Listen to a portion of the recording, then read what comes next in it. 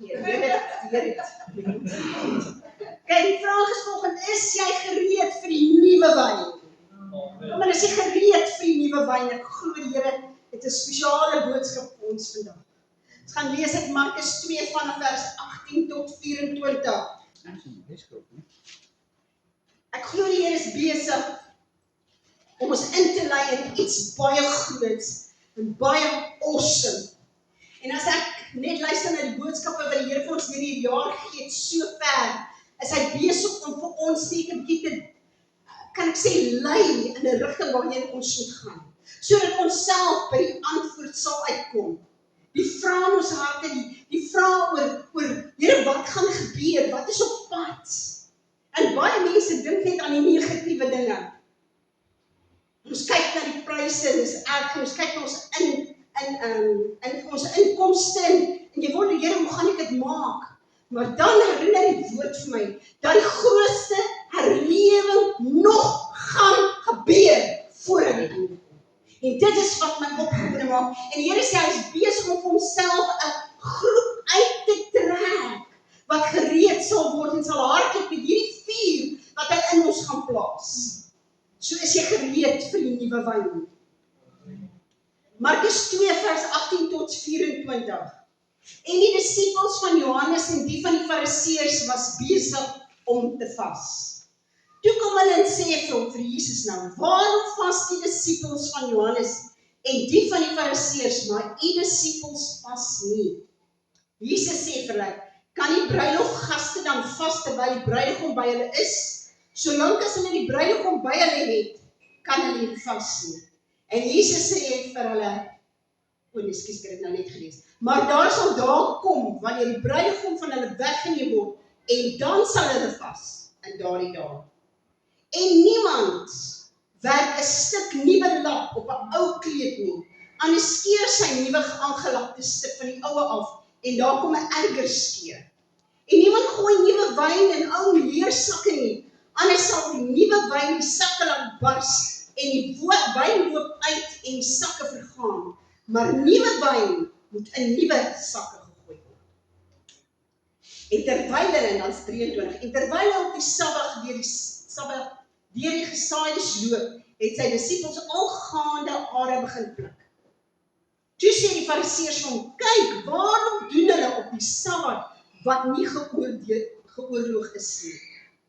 So in hierdie gedeelte lees ons van die roeping van Levi, nie, of Matteus, soos hulle in Matteus sê. Is dit sy roeping? En Jesus kom by hom waar hy tollenaar is, en hy is besig om belasting te in, en hulle vat altyd 'n bietjie meer en hulle sit dit in hulle sak.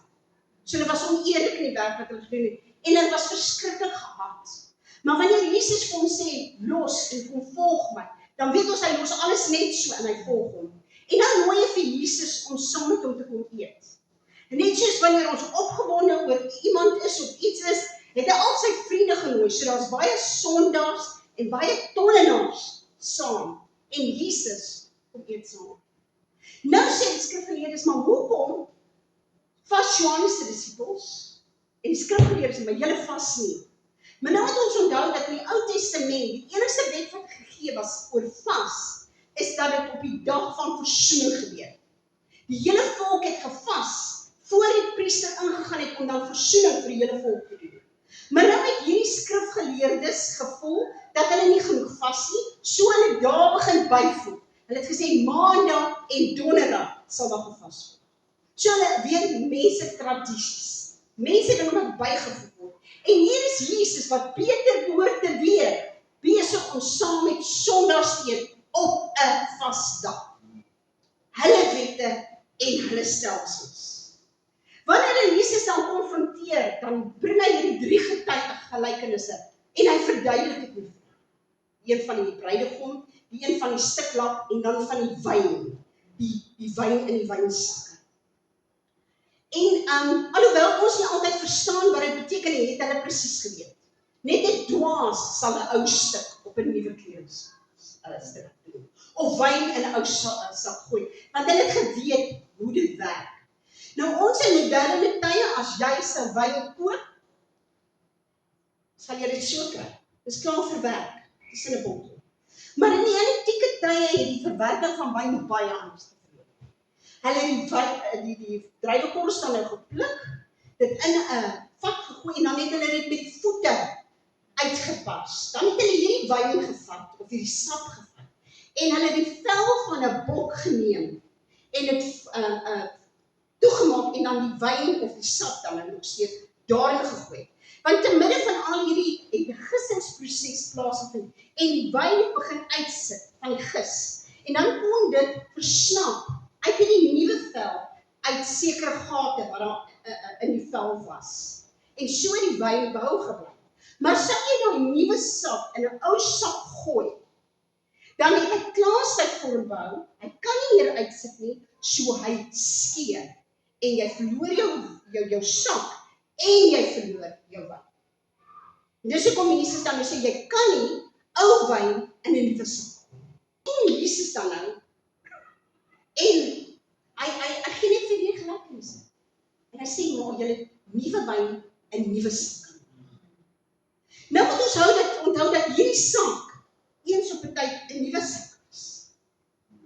En ons onthou dat toe God gesê het, maak vir my 'n tabernakel, sodat ek in die midde van my volk kan leef, was die tabernakel 'n nuwe sak. God se glorie was daar, dit was deur God neergesit. Hy spesiale mense gesalf, sodat hulle geweet het presies wat in die tabernakel moet kom en hoe dit gemaak moet word. God se stelsel en sy wette. En hier kom Jesus nou na die aarde toe. Hy kom om die Vader te verklaar, en hy tree heeltemal anders, want hy's 'n nuwe wynstok. Hy kom en hy kom wys vir ons 'n nuwe weg. Ja, God het daai tabernakel gegee met sy wette, maar God bring nou 'n nuwe stelsel in, 'n goddelike stelsel. Deur God self. En die Fariseërs en die skrifgeleerdes kon dit nie verstaan nie, want hulle is dan geleer dat jy mag op 'n Sabbat net sekere dinge doen. En hier kom Jesus en sy disippels en hulle doen dit heeltemal anders. En hulle wil weet, wie het hom die autoriteit gegee om teen alles te gaan wat hulle ken. Dit is dan wat hulle al die jare doen. Dis wat die woord van hulle, die wette van hulle sê moet gedoen word. Maar Jesus kom met 'n nuwe sak. En as hulle dan hierdie vrou wat in oorspel betrap is na hom toe bring, dan sê hulle wette vir hulle, sy moet gestenig word. En Jesus kom met 'n nuwe wyn en hy sê, genade. En hulle kan dit nie verstaan nie. Johannes kom en hy kom om Jesus te verklaar en hy sê, in die woestyn vir 3 jaar en daar preek hy en mense gaan om te kom luister na hom. En hy verklaar aan hulle dat hulle moet self bekeer en hulle self laat doop om hulle sondes te vergewe. Die Fariseërs het dit nie verstaan nie. Want wette maak jou heilig. Wette bring jou in die regte stand met God. En hier kom Johannes as die nuwe wyn en hy sê jy moet jou bekeer en jy moet gedoop word. En dan sien hy vir Jesus op die wal staan en hy kyk die lam van God wat die sondes van hierdie wêreld sal wegneem. En Johannes besef dat weer eens is dit 'n nuwe wynsak. En hy sê hy moet meer, ek moet minder word en hy moet meer. Want dit is nou Jesus. Dit is nie meer net bekeer jou en laat jou doop. Die ou mens wat ons is. Die ou wynsak. Dit wat God wil doen in ons lewens en deur ons lewens, kan nie daarin pas. En die vraag wat God vra is jy bereid om te verander? Of wil jy 'n bietjie van Jesus by jou lewe sit? Ja, ek het Jesus aanvaar, maar ek leef nog dieselfde. Ek glo nog dieselfde dinge, want ek gaan nie dat die Heilige Gees my lei en my leer en my wys dat dinge wat ek al die jare deur mense geleer het, nie wie die werklikheid is. En as jy erken en jy dink terug wat jy in die kerk geleer van turn or burn, daar's een weg. sonde nou wat jy met jou man gepleeg het, beklei het, en jy sterf nou nie, gaan jy hel toe. Geen genade. Maar nou sê my woord vir my in Hebreërs dat Jesus een keer gekom het, deur sy eie liggaam, die prys betaal het met sy bloed, en vir ons 'n ewige verlossing teweeggebring het. Ewig beteken ewig. Ek hoef niks by te voeg. Moet ek verander? Definitief. Want soos ek sê, jy kan nie in 'n ou saak net Jesus byvoeg. Jy kan nie nog steeds jou vrou slaan en vloek en skree op die hond en nog steeds oneerlik wees en nog steeds pornografie kyk en nog steeds doen wat jy gedoen het en net Jesus byvoeg nie. Want dit is 'n nuwe wyn wat jy in 'n ou sak sit en dit kan dit nie hou nie. Jesus is al wat jy nodig het. So kan jy werklik net Jesus in jou lewe toelaat. Ek kry verskillende wat. Kolossense 3 vers 5 tot 7 en 9 sê, maak dood dan jou lede wat op die aarde is, naamlik hoerery, onreinheid, hartstog, slegte begeertes en gierigheid, wat afgodediens is, waardeur die toorn van God oor die kinders van die ongehoorsaamheid kom, waarin julle ook vroeër gewandel het toe julle daarin geleef het. Maar nou moet julle ook dit alles aflê, naamlik toorn, woede, boosheid, laster, skande taal uit julle mond. Lieg nie vir mekaar nie, omdat julle die oude mens met sy werke afgelê het. Dit klink 'n verskriklike mens, daai ou mens. En ons almal is skuldig aan so baie van daai kenmerke. Maar hierdie nuwe mens, 2 Korintiërs 5 vers 17 sê, daarom is as iemand in Christus is hy 'n nuwe skepsel, die ou dinge het verbygegaan. Kyk, alles het nie geword. Net so vinnig, ons is vrygespreek, ons is gered van die straf, ons is versoen met God, ons is vrygemaak van die wet, ons is 'n erfgenaam van God, ons is meer as 'n oorwinnaar.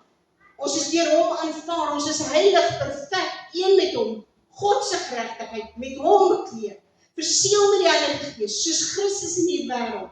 Ek het die gedagtes van Christus, ek sit saam met Christus in hemelse plekke. Dit is wie jy is. Dit is die nuwe wyn. Nie 'n bietjie van die ou wêreldse giswyn nie. Jesus sê, maak gereed vir die nuwe wyn. Jesaja 43 vers 18 en 19. Dink nie aan die vorige dinge nie en slaan geen ag op wat vroeër gebeur het nie. Ek gaan iets nuuts maak. Nou sal dit uitsprei. Sal julle dit nie merk nie? Ja, ek maak 'n pad in die woestyn, riviere in die wildernis. Jy gaan hierdie nuwe wyn ervaar. Maar nie soos jy is, met 'n bietjie van die wêreld en 'n bietjie van Christus nie. Een voet in die wêreld en een voet by Jesus nie. Jy moet 'n besluit maak, kompromie, werk nie vir God nie. Ag, die Here ken my hart. Nee, God is heilig. Hy verklaar jou heilig en hy verwag dat jy heilig sal lewe. Jy moet nie maak, jou verwagtinge. Wat verwag jy van God? Dit partykeer dan as ek met na mense luister, dan verwag hulle niks van God nie. En as jy niks verwag nie, sal jy niks ontvang nie. Moenie vir God in 'n boks sit nie. Ons beperk God deur te bepaal wat hy kan en nie vir ons kan doen nie. Die onbekende gaan God bekend maak. Ons moet glo sonder om te twyfel.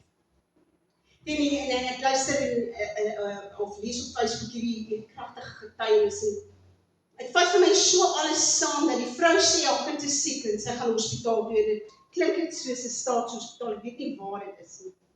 En sy sit daar met haar kind en dis lang lyne en sy sit en wag.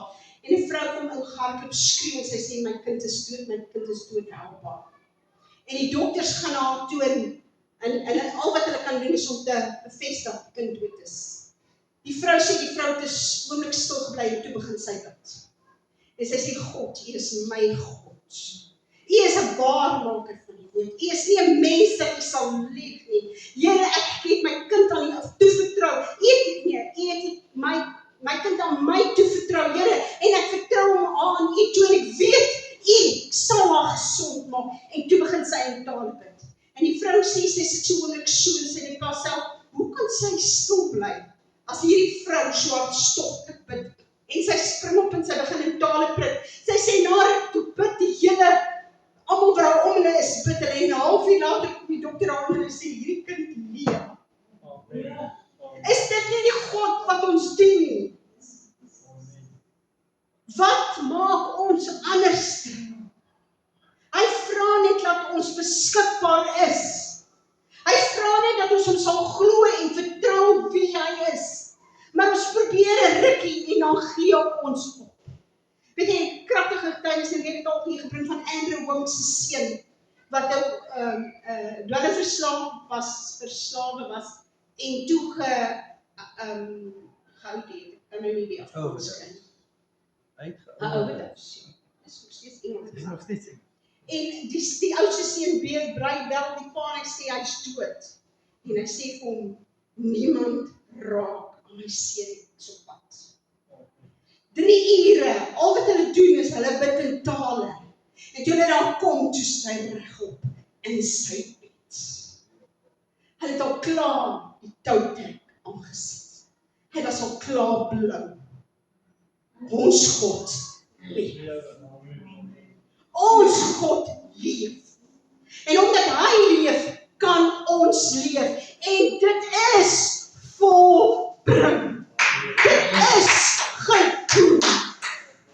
Daar is 'n leë graf wat bewys dat ons God leef. Niks is onmoontlik as ons net sal glo. Ja, die oomblik wanneer so iets gebeur, weet jy, sy het 'n oomblik stil gestaan. En toe begin sy skree daai naam en toe begin sy bid. Ons default, wie ons is, moet weet, dit maak nie saak wat gebeur nie. Ek begin bid.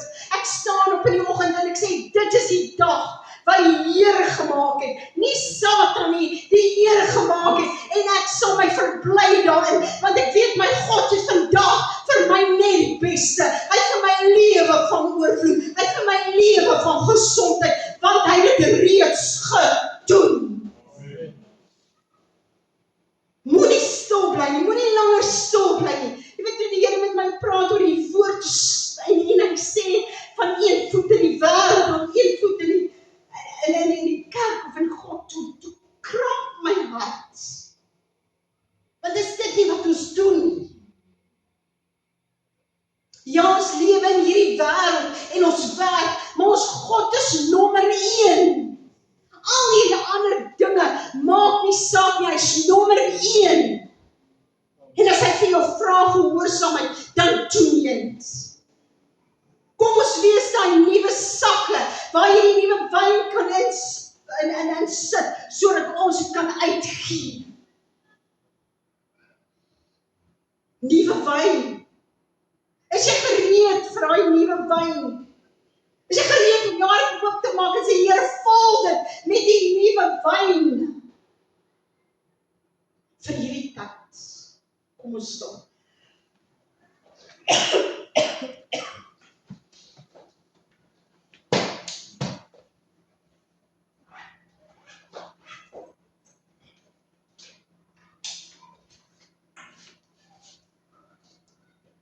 Vader, eers deur die Heilige Gees die naam predik.